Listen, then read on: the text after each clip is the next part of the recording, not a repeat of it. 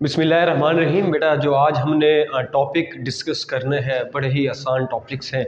आपने previous lecture के अंदर थर्मोकेमिस्ट्री की एक जनरल इन्फॉर्मेशन ली थी।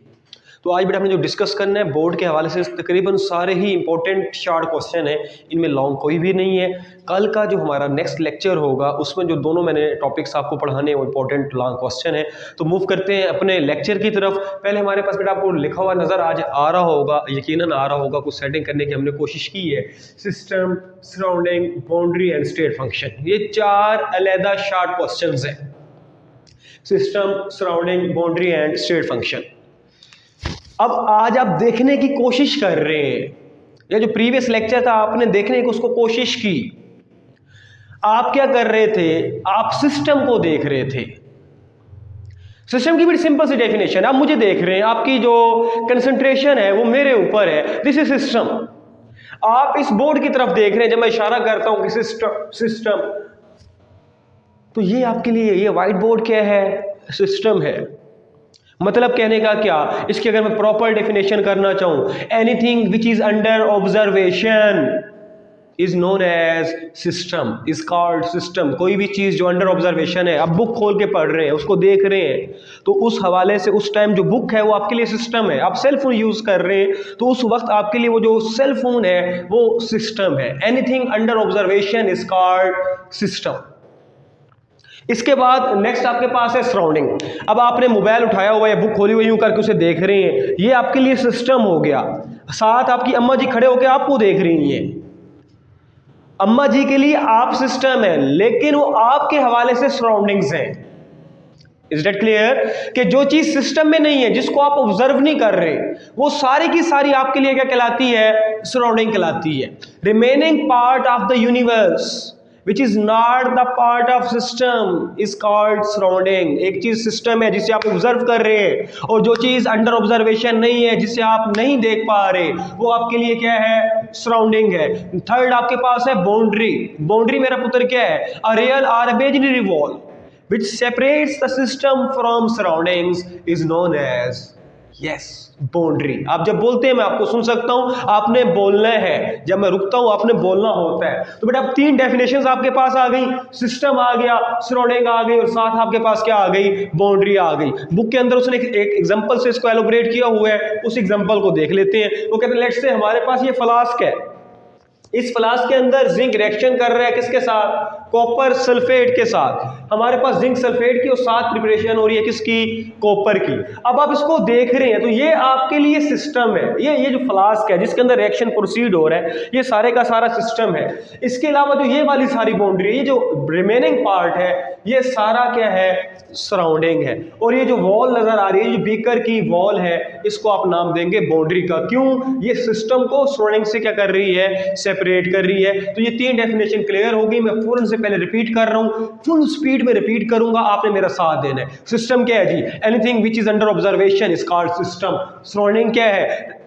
Remaining part of the universe which is not under observation is known as surrounding. और बाउंड्री क्या है? रियल और imaginary wall which separates the system from the surrounding is known as boundary। Hope so ये तीन definitions आपको clear हो गई होंगी। इसी पैराग्राफ के साथ नेक्स्ट हमारे पास है स्टेट फंक्शन। ये जो आप पैराग्राफ आज पढ़ रहे होंगे उसी को मैं एलोबरेट करता जा रहा हूं। स्टेट फंक्शन की डेफिनेशन देखने से पहले जरा यहां आइएगा। ये लेट्स से हमारे पास कोई बाल्टी है, कोई बर्तन है, कोई भी चीज है जिसके अंदर कोई चीज मौजूद है। ये सिस्टम है जिसको हम क्या कर रहे हैं? ऑब्जर्व कर रहे हैं। अब बेटा जो भी सिस्टम होगा उसका कोई प्रेशर होगा, उसका कोई ना कोई वॉल्यूम होगा, उसका कोई ना कोई टेम्परेचर होगा, उसकी कोई ना कोई एनर्जी होगी, जो भी सिस्टम है जिसको आप ऑब्जर्व कर रहे हैं। Is that clear? अब आपने किया क्या? मैंने लिख दिया ये प्रेशर, ऊपर से टेम्परेचर है, इसका कोई ना कोई वॉल्यूम होगा।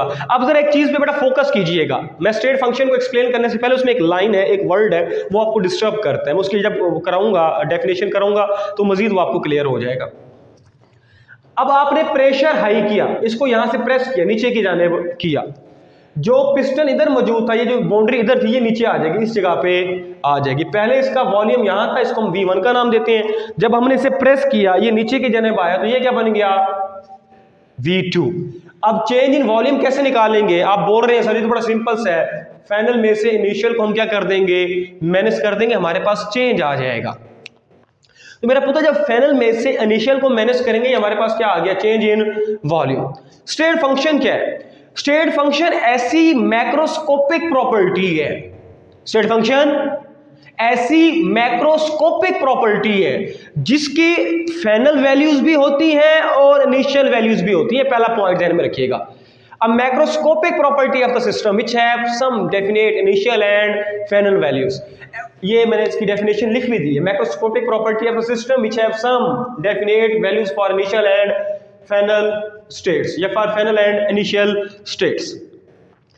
अब अगली लाइन क्या है? And independent of the path followed। इसका मतलब क्या है? देखिए पहले हमने प्रेशर हाई किया, वॉल्यूम चेंज हुआ है। हम प्रेशर लो करके भी वॉल्यूम चेंज ला सकते थे।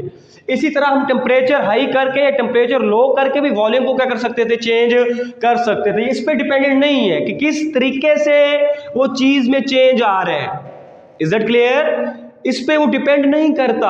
आप प्रेशर हाई करें वॉल्यूम चेंज हो जाएगा, प्रेशर लो करें वॉल्यूम फिर चेंज हो जाएगा।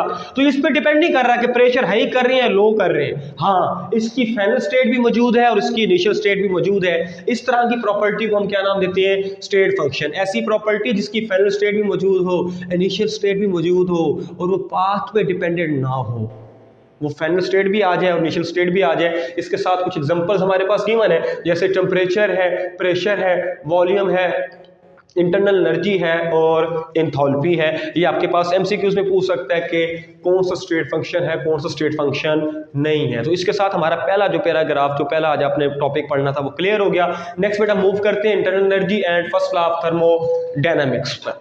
फर्स्ट लॉ ऑफ थर्मोडायनामिक्स हमने कल रीड करना है। आज हमारी सारी जो डिस्कशन होगी वो किस पे होगी?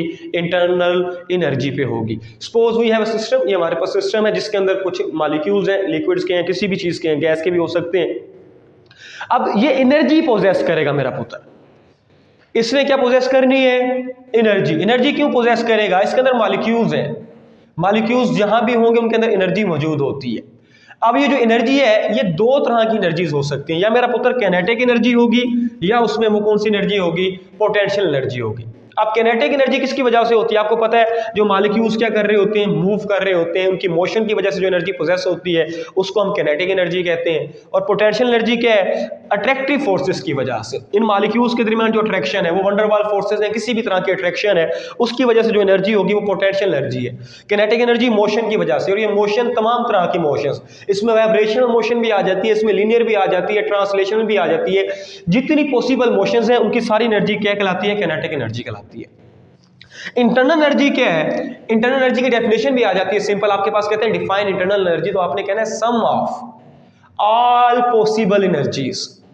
पॉसिबल एनर्जीज कौन कौन सी है? वो कैनेटिक एनर्जी और बेटा कौन सी है? Potential energy. Sum of all possible energies present in the system is known as internal energy. Proper इसकी डेफिनेशन आपको अपने टेक्स्ट बुक से भी मिल जाएगी और हमारे जो प्रोन नोट सीरीज है वहां से भी मिल जाएगी। नेक्स्ट हमारे पास है, इसी एनर्जी को बेटा एलुब्रेट कर रहे हैं। एनर्जी ये सिस्टम है। अब सिस्टम से एनर्जी सराउंडिंग के देनी है, वो पहले बता चुका हूं सराउंडिंग क्या है और सिस्टम क्या है। एनर्जी सिस्टम से सराउंडिंग को देनी है और सराउंडिंग से सिस्टम को देनी है। इसके दो वेज हमारे पास हैं, दो पॉसिबिलिटीज हैं, दो तरह से हम एनर्जी को एक्सचेंज कर सकते हैं सिस्टम से सराउंडिंग की तरफ, या वो सिस्टम से बाहर जाएगी या वो सिस्टम के अंदर आएगी। वो दो वेज कौन से हैं? यकीनन आप सोच रहे होंगे, तो मेरा पुत्र वो दो वेज कौन कौन से हैं? Heat and work. आप हीट और वर्क के थ्रू सिस्टम से एनर्जी बाहर भी लेके जा सकते हैं और सिस्टम के अंदर भी एनर्जी लेके आ सकते हैं। और ये जहन में रखिएगा, both are not state functions. ना हीट स्टेट फंक्शन है ना ही वर्क स्टेट फंक्शन है। जो स्टेट फंक्शंस की एग्जांपल्स थी मैंने पहले आपको क्लियर करवा दी है, वो ये वाली है, टेम्परेचर है, प्रेशर है, वॉल्यूम है, एनर्जी और एंथैल्पी है। हीट और वर्क स्टेट फंक्शन नहीं है। ये शॉर्ट क्वेश्चन भी आ जाता है कि why heat and work are not state functions, तो आप कहेंगे ये पाथ डिपेंडेंट है, इंडिपेंडेंट ऑफ पाथ नहीं है। फाइनल इनिशियल वैल्यू तो इनकी हमारे पास आ जाएगी, लेकिन ये पाथ डिपेंडेंट है, इस वजह से स्टेट फंक्शन नहीं है। अब आपके जहन में सवाल आ रहा होगा, तो हीट क्या है, वर्क क्या है? हीट के लिए बेटा मैं आपको एलोब्रेट लास्ट में कर दूंगा। यहाँ हमारे पास एक इंपॉर्टेंट शॉर्ट क्वेश्चन पड़ा है, differentiate between heat and temperature, तो हीट पे सारी डिस्कशन हमारी वहां हो जाएगी। वर्क को हम यहाँ डिस्कस कर लेते हैं, वर्क को देख लेते हैं। वर्क क्या है जी? Force into displacement is known as work. जब किसी चीज पे आप फोर्स लगाते हैं, उसको पुश करके आगे लेके जाते हैं, जितना वो डिस्टेंस कवर करता है उसको हम क्या कहते हैं बेटा, वर्क कहते हैं। और इसको मेयर जूल के अंदर किया जाता है, और जूल इसका क्या है, एसआई यूनिट है। ये जहन में रखिएगा, जूल एसआई यूनिट है। आपसे पूछ सकता है कि वर्क का एसआई यूनिट कौन सा है, तो आप उसे बताएंगे जूल है। Is it clear? अब वर्क कई तरह के हैं। केमिस्ट्री के अंदर यूजुअली जो हमारा वर्क का कनेक्शन होता है वो प्रेशर एंड वॉल्यूम से है। सपोज हमारे पास ये सिस्टम है, इसके ऊपर मूवेबल पिस्टन है। मूवेबल पिस्टन क्या होता है कि आप इसको प्रेशर लगा के ऊपर नीचे कर सकते हैं। अब आपने इसे क्या करना है, पुश करना है। जब पुश करेंगे इसके ऊपर क्या लगेगी, फोर्स लगेगी। अब वो जो पुश कर रहे हैं किसके थ्रू कर रहे हैं आप, प्रेशर के थ्रू कर रहे हैं। प्रेशर आपने लगाया तो यहां फोर्स कन्वर्ट हो जाएगी किसके अंदर, प्रेशर के अंदर। Is it clear? इसके बाद आपने इसे पुश किया, ये नीचे की जानिब आ गया। ये V1 था, ये हमारे पास क्या है, V2 है। तो चेंज इन वॉल्यूम हमारे पास क्या है, वो डिस्टेंस है। ये वो डिस्टेंस है जो फोर्स लगाने की वजह से, जो फोर्स जिसको हम प्रेशर कह रहे हैं, उसको लगाने की वजह से क्या हुआ है, कवर हुआ है। तो केमिस्ट्री के अंदर जो वर्क होगा बेटा वो इक्वल होगा W is equal to P into delta V, pressure into change in volume. इसी तरह बेटा वर्क के साइन और ये हीट के साइन बड़े इंपॉर्टेंट हैं। MCQs के हवाले से भी आगे फर्स्ट लॉ ऑफ थर्मोडायनामिक्स पढ़ेंगे, वहां भी ये हमारे पास इस चीज को देखिएगा। अगर हम सिस्टम के ऊपर काम कर रहे हैं, ये इसे पुश कर रहे हैं, इसे नीचे की जाने पुश कर रहे हैं, work done on the system, इसको हमेशा हम पॉजिटिव लेंगे, मतलब ये साइन पॉजिटिव ही रहेगा। ये वर्क यूं आ जाएगा, work is equal to P into delta V। DV लिख दें या डेल्टा V लिख दें, एक ही चीज इसको कंसीडर किया जाता है। अगर सिस्टम काम करता है, मतलब देखिए पहले हमने ऊपर से प्रेशर लगाया है, अब सिस्टम से मॉलिक्यूल्स इसे ऊपर की जानिब क्या करते हैं, पुश करते हैं। सिस्टम काम कर रहा है, फिर वर्क हमारे पास क्या होगा, नेगेटिव होगा। W is equal to minus P delta V। ये मैंने लिखा वर्क इज नेगेटिव कब, work done by the system. अगर सिस्टम के ऊपर काम हो रहा है तो वर्क को पॉजिटिव लिया जाएगा, अगर सिस्टम काम कर रहा है तो फिर वर्क को मेरा पुत्र नेगेटिव लिया जाएगा। इसके बाद हमारे पास हीट है, हीट को Q से रिप्रेजेंट करते हैं। हीट भी पॉजिटिव होगी अगर सिस्टम हीट क्या करता है, एब्जॉर्ब करता है। सिस्टम के अंदर हीट जाती है तो इसको पॉजिटिव लेंगे, और सिस्टम अगर हीट बाहर देता है, ये बाहर की जानिब देता है, तो फिर ये हमारे पास क्या होगी, नेगेटिव होगी। तो ये मैंने लिख दिया, heat absorbed bye the system always positive and heat is given by the system is negative. Book में उसने लिखी हुई है heat absorbed by the surrounding. तो मतलब ये बड़ा सिस्टम बाहर दे रहा है, बाहर सारी क्या है, सराउंडिंग है, तो वो इसको एब्जॉर्ब करेगी, तो उसको नेगेटिव लिया जाएगा। इसके बाद आपके पास बड़ा इंपॉर्टेंट एक शॉर्ट क्वेश्चन है, differentiate between heat and temperature. Usually हम हीट और टेम्परेचर को एक ही सेंस में लेते हैं, लेकिन एक्चुअली ऐसा नहीं है। हीट क्या है, हीट है बेटा amount of energy transferred from one system to another system या from one body to another body due to difference in temperature।